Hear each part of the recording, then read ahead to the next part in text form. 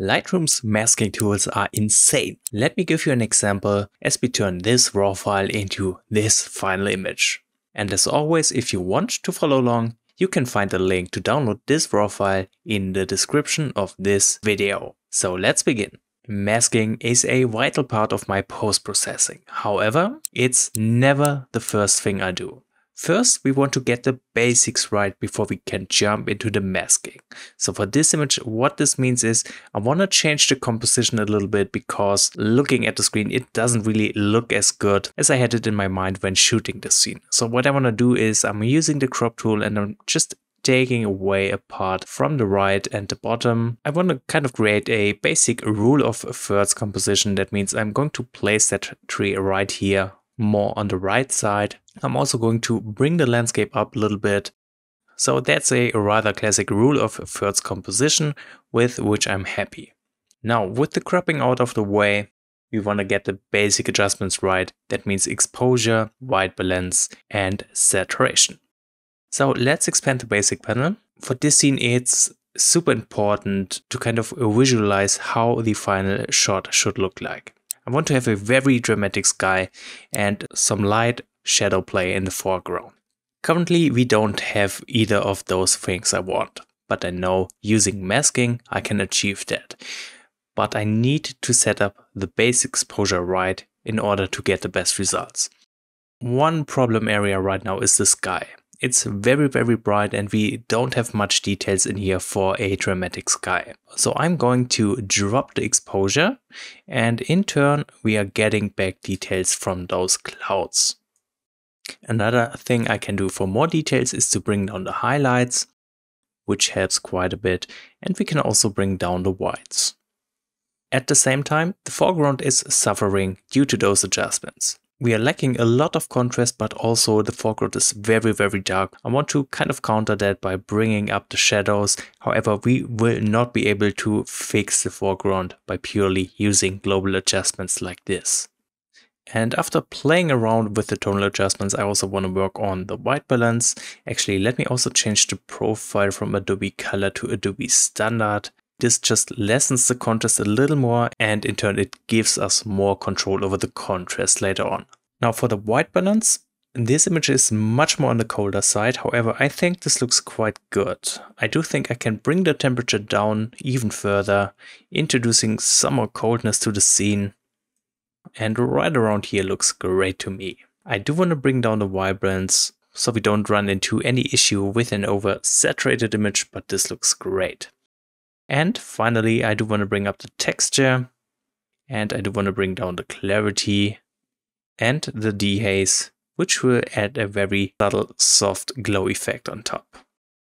Beautiful. Now that is the image after the basic adjustments. We have changed the composition. We now have much more details in the sky and we did lose a little bit of brightness in the foreground. Now comes the most important part with the masking. First, let's create a sky selection mask. This works quite good on the scene, however, Lightroom does have problems selecting that tree. This does not matter that much. I want to say subtract, choose a linear gradient, and just take away a part from the bottom of the sky where it's supposed to be the brightest, like this. And what I want to do with the rest of the selection, I'm simply going to add a little bit of clarity, which will help to make the clouds pop. I'm not going too crazy with the clarity for now. I want to start very subtle and increase the adjustments as I go on with the masking. So next up, let's create a linear gradient covering the sky again, maybe like this. And I want to add more contrast and make the sky more dramatic by making it darker. I'm going to start this by bringing down the exposure just a little bit. I really don't want to drop it too much because the exposure will affect shadows and highlights. However, I really only want to bring down the shadows. So we can also play around with the contrast, which kind of has this effect, making the highlights brighter while making the darker parts darker. That's how contrast works. But the biggest impact on this area comes with the blacks slider. So let's just drop it. And as I drop it all the way, you can see how those clouds have gotten way more dramatic. without the highlights being affected. Beautiful. At this point, since we manipulated the contrast quite a bit, we need to be careful with the saturation to prevent any weird colors in here. I'm going to drop the saturation a little bit. Okay, that should be enough. Now let me create another linear gradient. And with this one, I just want to target the left top area of the sky like this. And again, I'm making use of the black slider to make the top part even darker. Let's bring it down a little more like this. Wonderful. So with these masks for the sky, we're creating some kind of dark shape, almost like a vignetting effect. Making the sky darker like this will just bring more attention to the important spots of this image. Now that we have worked on the sky, let's also take a look at the foreground for a moment. This is a little trickier, but don't worry. How can we select all the things in the foreground? I'm going to create a new mask and I'm choosing a color range mask. With it, just click right in here. And since this area is mostly green tones, we will select most of the foreground. To select the missing parts, I'm going to add a linear gradient and I'm just dragging it up like this. And this mask is perfect. So what I want to do with this mask is I want to start raising the exposure. As I raise the exposure, you can see this looks very, very strange since we are still missing contrast in here. That's because there was no sunlight hitting the field. So we're just basically working with the field covered in shadows. Still, I want to make it brighter. So I also want to bring up the whites. But what we can do as well is to add a bit of clarity. This will at least add some structure to the foreground. Now, how can we insert some light coming in on this field? I'm going to use the curve tool, which is newly added to the masking tools of Lightroom. And I'm going to create a point somewhere here for the highlights. Now that we made the highlights brighter, in order to add contrast, we need to create a point right here. And thanks to this curve adjustment, we have increased the contrast very, very gently. Now I want to make use of the same mask with different settings. What I'm doing for that is I'm going to right click on our foreground mask, choose duplicate mask. Duplicating that mask, of course, will also duplicate those effects which we need to reset. So I'm going to do that real quick. And then I want to further adjust this mask. I'm going to say subtract, choose a linear gradient and take away a part from the foreground. Maybe like this. The reason for me to do this is because I want the back center of the landscape to be brighter than the foreground. And in turn, we are just creating some shadow / light effect on this field. So to do that, I'm going to further bring up the exposure. I'm also going to bring up the contrast. I want to bring up the whites. And we can also work on the colors a bit, bringing up the white balance temperature and bringing down the tint to give us some more rich green tones in here. Okay, that looks good. Again, I want to make use of the tone curve here, adding some further contrast. Let's create a point for the highlights somewhere around here. And a point for the shadows somewhere around here. All right, that looks wonderful.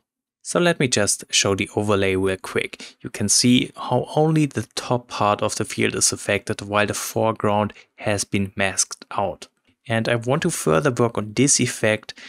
At the moment we just made the foreground brighter, introducing light. Now we want to introduce shadow. So I'm going to use a linear gradient covering the foreground like this. I don't want to affect the brighter area on top too much, just the bottom part of the landscape. And in here I'm simply going to drop the exposure and see how this creates a very cool shadow effect. We can adjust the size a bit, bringing it up slightly. And then I'm going to create another linear gradient right away. This time I'm just making it a little bit smaller, still covering the foreground like this. And again, I'm dropping the exposure very, very careful here. Right around here. Wonderful. So by stacking differently sized linear gradients on top of each other, we get a much more natural shadow effect. I'm quite happy with how this image is looking. Just one more mask I want to apply. I'm going to create a sky selection mask. Since we don't want to affect the top, what we can do to create a more precise mask is we can click on those 3 dots, choose intersect mask with, and here we are going to choose a radial gradient. And with this radial gradient, wait a second, let me bring up the feather. With this radial gradient, I want to cover pretty much the whole horizon from left to right, but I don't want to go too high up in the sky. So we want to make it thinner. Just like this. And I'm also going to pretty much place the center of this radial gradient right behind the tree. So this is where the sky will be the brightest. And what I'm doing now to brighten up the sky is I'm going to increase the exposure very slightly. And just like with the top part of the sky, the exposure will not only affect the highlights, but also the shadows. So raising the exposure too much is not ideal. What I want to do instead is to raise the whites. This will not affect the darkest parts, but it will make the brightest parts brighter, and thus we're adding more contrast to the sky behind the landscape. And that's the image after the masking adjustments. Let me show you the transformation from the image before with just some basic editing applied to after with the masking adjustments applied on top. That looks great. Now, after the masking adjustments, there's also a little bit of color grading involved. So let's do that real quick. Let's jump into the color mixer. We can make use of the luminance settings to make the landscape in the foreground brighter by bringing up the green luminance. Just be careful to not overdo it, but I think right around here looks great. Also, I want to head into the saturation tab, and I do want to bring up the green saturation and the blue saturation some more. Wonderful. Then let's head into the calibration tab. Here I'm just playing around with the sliders, bringing the saturation up a little bit of each individual color. And that's about it for the color grading. Finally, we can do the sharpening in the details tab. So bring down the radius, increase the details, add a bit of masking, while holding down the Alt key, and increase the amount of sharpening. Done. So that's pretty much for the editing in Lightroom. You can now still see a few things which are quite distracting. You could try removing them in Lightroom, but it's a huge time sink. So what I want to do is to just do that in Photoshop. So I'm right clicking on the image, go to Edit In and choose Photoshop. As always, I'm creating a backup layer by hitting Ctrl J. And then let's use the spot healing brush and let's get rid of a few things. Right here in the foreground there are areas which are also kind of distracting. I want to remove them. I'm using the lasso tool here to just create a very rough selection.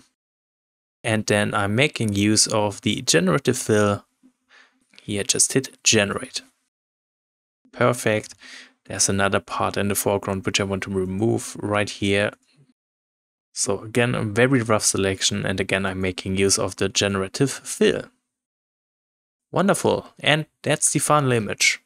So I hope this whole little Lightroom masking tutorial was interesting, and as always, if you have anything to add or have any questions left, let me know in the comments, and thank you so much for watching this video.